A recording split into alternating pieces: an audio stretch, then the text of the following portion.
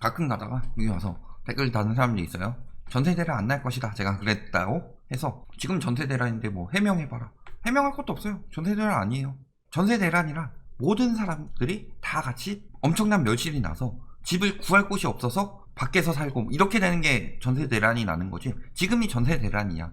임대차 3법이라는 것을 이용해서 호가 띄우기를 들어가고 있는데 사실상 지금 매물 쌓이고 있죠. 전세 매물. 그런데 가격만 오른다고 전세 대란이래요. 심리 유도해가지고 전세가 띄우는 게 전세 대란이라고 하면 말이 안 되죠. 그걸 믿고 전세 대란이라고 하고 있죠. 기사들만 보고 이야기하는데 한번 이야기 봅시다. 기사들이 계속 유도하고 있죠. 전세 대란 본격화되나. 재계약한 사람들은 왜 취재 안 하고. 씨가 말랐대요. 전세 매물 씨가 마르는 건 당연하죠. 수요가 같이 줄어드는데. 그 다음에 전월세 전환율. 전세 대란 부추긴대요. 전월세 전환율을 4%로 해놓으니까 서민들 죽는다. 월세로 전환하면서 월세 부담 크다 하더니 전환율 낮추니까 이제 또 전세 대란이래요. 뭐든 반대하고 싶은 거죠. 갈수록 격화되는 전세난. 해답은 경기도 임대아파트뿐. 11월 12일이면은 이미 매물 늘어나고 있었어요. 전세 매물. 각종 지표 들썩인다. 전세난. 니들이 이렇게 얘기하는데 안 될 수가 있어요. 신문 보고 있잖아요. 신문 보면서 뭐라고 그래. 전세가 올려야 되겠다. 그럼 주변에서 다 그러면은 원래 임차인 배려해주던 분들까지도 신면에서 막 때리죠. 계약갱신 청구 때문에 전월세 5%밖에 못 올리니까 지금 미리 올려놓자는 여론이 돌고 있다. 이런 식으로 이야기하니까 착한 임대인들까지도 내가 안 하면 나중에 피해보겠구나 라는 심리를 자꾸 심어줘서 그렇게 되는 거예요. 근데 2년 뒤에 무조건 전세가 오른다는 보장이 있어요? 우리나라의 전세는 부동산 시장이 있던 시기부터 한 번도 떨어진 적이 없나요? 전세 대란 얘기를 하는 것은 두 가지 의미가 있다고 그랬죠. 첫 번째는 전세 찾느니 내 집 전문. 전세 대란에 집 사자. 더 늦기 전에 집 사자. 즉 전세가 오르니 집 사자. 이 여론 만들어서 집값 떨어진 거 방어하기 위함이죠. 두 번째는 뭐예요? 전세가 올랐으니까 집값 방어선 된다. 이 두 가지 여론 만들기 위해서 되는 거죠. 근데 이거 되냐? MB 때 깡통전세 나온다고 해도 집값은 떨어지고 전세가는 올랐었죠. 왜? 멸실 심했고 그 대신에 매수 심리가 죽어버렸으니까. 근데 보통은 집값 떨어지면은 전세가 같이 따라서 떨어지기 마련이죠. 그러니까 결국 핵심은 요거죠. 지금 집값 방어하려고. 자, 그러면서 대출 규제하면 하다 연끌도 못. 연끌 당연히 막아야죠. 연끌 안 막으면은 나라 망해요. 연끌하다가 작살난 사례는 역사적으로 여러 번 있었죠. 예를 들어서 1929년 미국 경제대공황. 노동자들 주식 마구 오르니까 최소 생활비가 뭐 한 1800달러 정도 되는데 본인은 1500달러 벌면서도 돈 빌려서 주식 넣었죠. 그리고 터졌죠. 그 다음에 1990년 일본 버블 붕괴. LTV 120%까지 나왔었죠. 그러니까 은행에서 돈 빌려서 집 사고 땅 사고 땅 사도 내 돈 한 푼도 안 쓰니까 또 저기 좋은 땅 보이면 은행에서 돈 빌려서 또 사고 터졌죠. 2008년 리만 브라더스가 왜 터진 거예요? 신용도 안 되는 저신용자에게 돈을 빌려준 거죠. 연끌할 수 있도록. 저 사람은 원래 대출이 내주면 안 되는 사람인데 대출을 갚기 힘든 사람인데 마구 대출을 내준 거죠. 그거 결국 연쇄적으로 터지면서 은행이 망했어요. 세계 4대 은행 중 하나가 망했죠. 연끌조차 할 수 없는 나라. 연끌을 하지 말아야죠. 연끌은 안 돼요. 신용대출은 막아야죠. 집 살 때. 그래서 주택담보대출이 있는 거. DSR 같은 경우도 사실상 이게 문제죠. 연끌조차 할 수 없는 나라가 아니라 DSR 40% 언제 얘기 나왔어요? 근데 왜 이거 제대로 안 막고 있어요? DSR 40% 얘기 나온 지가 언젠데. 차주별로 당연히 들어가야 되죠. 근데 그게 안 되고 있는 것을 이제 제대로 하겠다니까 뭐 위헌이니 뭐니 난리를 치고 있죠. 왜? 자산시장 거품은요 빚으로 만들어지는 거예요. 실물 경기가 침체될 때 자산시장의 가치가 오르는 것은 다 빚으로 만들어지는 거예요. 그 빚은 언제 무너져요? 뭐 금리가 오른다든가 아니면은 빚의 거품이 너무 커지게 되면서 실물 경제가 완전히 망가지게 될 경우 무너진다. 그래서 이번에 전세대책 나왔죠. 일단 비어있는 공공임대 사용하겠다. 이거 입지가 안 좋아서 안 들어간다. 바로 이런 프레임 잡죠. 경제지들. 이것은 월세 부담이 있어서 그럴 수 있으니 전세로 돌리겠다. 수요 있을 것이다. 이런 이야기 하고 있죠. 그 다음에 뭐 공공전세로 돌리는 방안 함께 추진된다. 뭐 이런 이야기들 나왔죠. 공급정책 나왔어요. 사실상 공급정책도 필요한데 지금은 제가 봤을 때는 청원해주시는 그 상한선도 필요하고 핵심적으로는 대출을 규제해야죠. 너무 과하죠. 연끌을 함에 있어서 전세 자체가 핵심 역할을 하고 있다. 자, 그리고 공공주택 입주 한무기식 앞당기겠다. 빨리 추진해서. 그리고 조립식 모듈러 주택도 만들겠다. 보니까 뭐 모듈러 주택이니까 조립식인데 뭐가 좋겠냐 이런 식으로 이야기 나오는 거죠. 지금 바로 평가 극명하다 하면서 30년 보장 공공주택 호텔방 주거 하향 호텔방이래요. 왜 주거 하향이죠? 이거 굉장히 잘못 판단하고 있는데 호텔방 지금 이거 전체의 한 2, 3%밖에 안 된다고 그랬죠? 이거 누구를 위한 거예요? 1인 가구 위한 거죠. 1인 가구들이 지금 어떤 데 살고 있어요? 아파트 살고 있던 사람을 호텔방으로 모시는 그런 거인 것 같아요. 어디 사는 사람들 데리고 오려고 그러는 거예요? 지역구, 지하, 옥탑방, 고시원 이런 데 사는 사람들 이쪽으로 대책 만들어가지고 왜? 전세대란 프레임 잡더니 갑자기 월세대란 프레임까지 잡아버리니까. 그러니까 가뜩이나 후진대 살고 있는데 돈만 엄청나게 내고 있다. 이런 사람들 끌어들이려고 하는 거 아니에요? 아파트에서 넘어오는 사람들은 60에서 85제곱미터 요걸로 만든다고 그랬잖아요. 그 다음에 아파트 원하는데 서울에 3,500가구뿐 빌라로 처방 헛발질. 내 집 마련한 사람들은 다 아파트 살고 있어야 되겠네요. 얘기하는 게 아파트 지금 당장 전세 대란에 해결이 돼요? 이거 다 뭔 얘기하고 싶어서 하고 있는 거예요? 아파트 활성화하자. 아파트 더 짓기 위해서 재건축, 재개발 풀자. 이 얘기 하고 싶어서 지금 자꾸 아파트 물고 늘어지는데 전세 난 잡기 위해서는 당장 공급이 필요하죠. 당장 아파트 뚝딱 지을 수 있는 기자나 혹은 반대하는 의원이나 혹은 반대하는 전문가들 당장 아파트 지을 수 있는 방법 가지고 와서 제출하면은 제가 인정해 드릴게요. 말이 안 되는 소리 하고 있다. 그리고 전세는 평생 사는 것이 아니기 때문에 지금 젊은 세대를 봐요. 피지 수첩 봤죠? 거기 전세 들어간 사람들 전세가랑 분양가랑 똑같은데 왜 전세로 들어가요? 그거 뭐 하다가 나중에 만기 때 가지고 나와서 아파트를 뭐 내 집 마련하든 그렇게 생각하는 거죠. 그 사람들은 전세 자금 대출을 받아가지고 아파트 못 들어갔을까요? 그 돈도 아껴가지고 빌라로 들어가서 살다가 나중에 내 집 마련을 아파트로 하면 되는 거잖아요. 왜 임대까지도 아파트 프레임을 자꾸 잡고 오냐. 아파트가 필요한데 다가구 다세대 전세가 70%예요 지금. 이거 임대차 3법 하기 전이죠. 임대차 3법 때문에 전세난 일어났어요. 7월 기사죠 7월. 그리고 비중 다가구 다세대 전세가 훨씬 많다. 왜? 아파트 너무 비싸니까요. 근데 무슨 자꾸 아파트 공급하라고 그래요. 전세 대란 나가지고 97%가 어디서 난다고 그랬어요? 3억 이하에서. 서울에서 3억 이하가 구할 수 있는 동네는 구할 수 있겠지만 대부분 다가구 다세대죠. 그래서 이거 공급하는데 사람들이 아파트 선호하니까 아파트. 그러면은 저는 한남 더위를 선호하니까 한남 더위 같은 것만 잔뜩 지어놔야지 전세난이 잡히겠네요. 실효성 있는 이야기를 해라. 트집만 잡지 말고.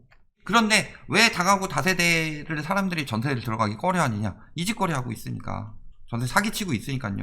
근저당까지는 안 잡더라도 명의 다 넘겨버리잖아요. 바지 사장. 바지 사장들이 넘쳐나고 있죠. 그러니까 막상 전세가 돌려달라고 할 때 전세가 안 돌려주고 배째 경매 넘겨버릴 거야. 아니면 네가 웃돈 주고 사든가. 그러면은 청약 부어놓든가 아니면 내 집 마련 아파트 살려고 준비 다 해놨던 것들 싹 다 날아가게 되는 거죠. 팔리지도 않을 수도 갖게 되는 거고 아니면은 돈을 날리든가. 그러니까 이 불안감 때문에 빌라나 이런 데 못 들어가는 거지. 빌라 간다고 죽진 않아요. 전세 한 2년 산다고 해서 살만해요. 살만한데 제가 빌라를 사지 말라는 거는 빌라 가격도 지금 거품이 많이 꼈기 때문이다 라는 거죠. 다 누가 나눠먹기 때문에 건축주랑 중개업자, 컨이라고 불리는 작자들이랑 바지 사장이랑 다 나눠먹고 있기 때문에 그만큼 거품이 끼었다. 이 구조가 없어지지 않는 이상은 지금 신축빌라가 굉장히 위험하다 라고 이야기를 하는 거지. 살기 안 좋아서 죽을 것 같아서 그런 상황이 아니죠. 지금 이렇게 공급하는 이유 뭐예요? 영끌에 사지 말고 청약 기다리라고 이야기하잖아요. 청약 언제 나와요? 3기 신도시 나오죠. 3기 신도시만 나오나요? 택지지구들도 많이 있죠. 최근에 뭐 가밀도 나왔었고 그 다음에 뭐 3기 신도시 외에도 굉장히 많은 택지지구들을 만들어 놓고 있죠. 이번에 발표할 때 거기다가 84 공급대책 나왔고 지금 청약 기다리라고 이야기하고 있죠. 청약을 기다리려면은 청약이 나올 때까지 적어도 짧게는 1년에서 뭐 길게는 한 4년 정도 버텨야 되는데 그러니까 뭐 하는 거예요? 계약갱신 청구권 해서 2+2에서 4년 버티게 만들어 주는 거죠. 4년 버티고서 들어와라 청약 4년 동안. 그 다음에는 뭐 잠깐 이사해서 딴 데 굳이 거기 안 살더라도 딴 데 잠깐 살아도 되지 않겠느냐. 그러니까 그 1에서 4년 버티는 거 짧은 기간 버티는 거 만드는 거죠. 그것도 4년도 아니고 2년. 왜? 예전에 1년에서 2년으로 늘릴 때 1년간 전세가 폭등했었다. 물론 이때는 지금보다 훨씬 더 심한 공급 부족이 있었죠. 너무 심각해서 그때 1기 신도시 엄청나게 지었었죠. 1기 신도시 비롯해서 한 200만원 공급했잖아요.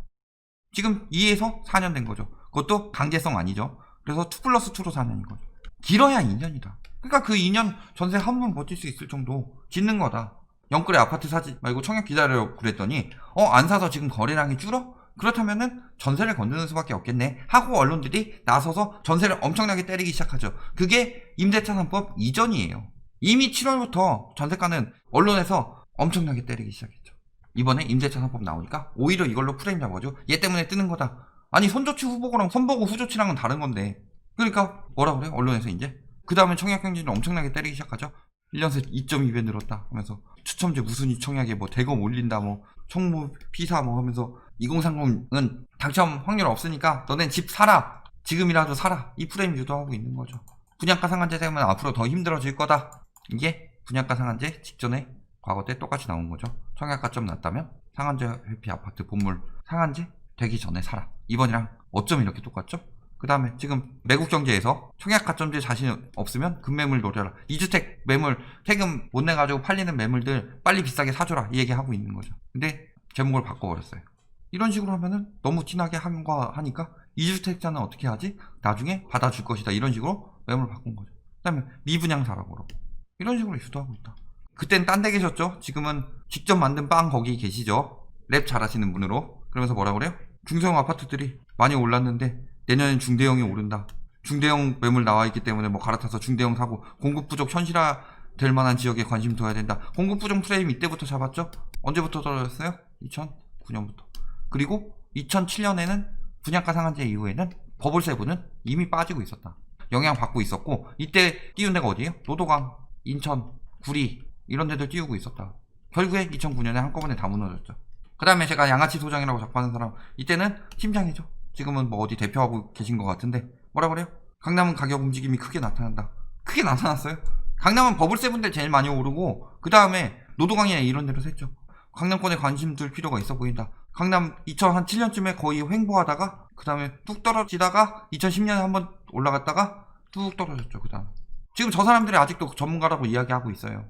왜? 떨어질 때 돼서 말 바꾸면 되거든요. 떨어질 때 돼서 이제 떨어진다. 그 사람들이 무슨 전문가예요? 미리 이런 위험성에 대해서 예측하지 않고 1년째 이 말 듣고 있는데 안 떨어진다고. 일단 그런 댓글 다는 인간들부터가 1년째 듣고 있지도 않은 거고 그 다음에 중요한 얘기는 뭐예요? 프레임을 자꾸 잡으려고 그러는데 미리 예측하는 거예요. 부동산 시장은 최소 2에서 3년 정도는 미리 예측해야지. 내일 당장 떨어지는 건 누가 몰라요? 이거는 그냥 매주 그냥 매매 가격 지수 보고서 오를 겁니다. 오르고 있습니다. 그리고 떨어지면 떨어지는 추세로 바뀌었습니다. 읽어주는 건 누가 못해요. 논리가 안 되니까 자꾸 그런 식으로 프레임 잡는다. 자, 그리고 그때 2030 정말 집 못 사냐? 저렇게 가점 낮은 사람들 하라 그랬는데 31점 나왔어요. 최저. 동대문인데 서울 동대문. 용산구 마영성 중에 하나인 용산구 41점이었어요. 6, 70점 된다고 그랬는데 왜? 2009년이니까 떨어지기 시작했으니까.